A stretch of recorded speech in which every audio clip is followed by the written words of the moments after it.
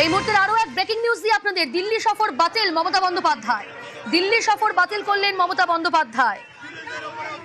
আগামী সোমবার দিল্লি যাওয়ার কথা ছিল মমতা বন্দ্যোপাধ্যায়। 27 জুলাই দিল্লির যন্তর মন্তরে ককরোচ জনতা পার্টির ধর্ণা কর্মসূচিতে যোগ দেওয়ার কথা ছিল তার, কিন্তু আজ সিজেপি তরফ থেকে তাদের আন্দোলন প্রত্যাহার করে নেওয়া হয় এবং সরকার যে দাবি করা হয়েছে, 3টি দাবি করা হয়েছিল সিজেপি তরফ থেকে, সেই 3টে দাবি, সেই 3টি শর্তই কিন্তু মেনে নেয়। আজ সিজেপি তরফ থেকে সাংবাদিক সম্মেলন করে স্পষ্ট জানিয়ে দেওয়া হয় যে আজ তারা আন্দোলন প্রত্যাহার করে। মৈত্রী রয়েছে আমার সঙ্গে। মৈত্রী, দিল্লি সফর বাতিল মমতা বন্দ্যোপাধ্যায়, কারণ কি, কি জানা যাচ্ছে? দেখো, মমতা বন্দ্যোপাধ্যায় তিনি সিজেপির মঞ্চে উপস্থিত হতে চলেছিলেন এবং আগামীকালই দুপুরবেলা তার বিমান ছিল কলকাতা থেকে, 3:30 নাগাদ তার দিল্লিতে এসে পৌঁছানোর কথা ছিল।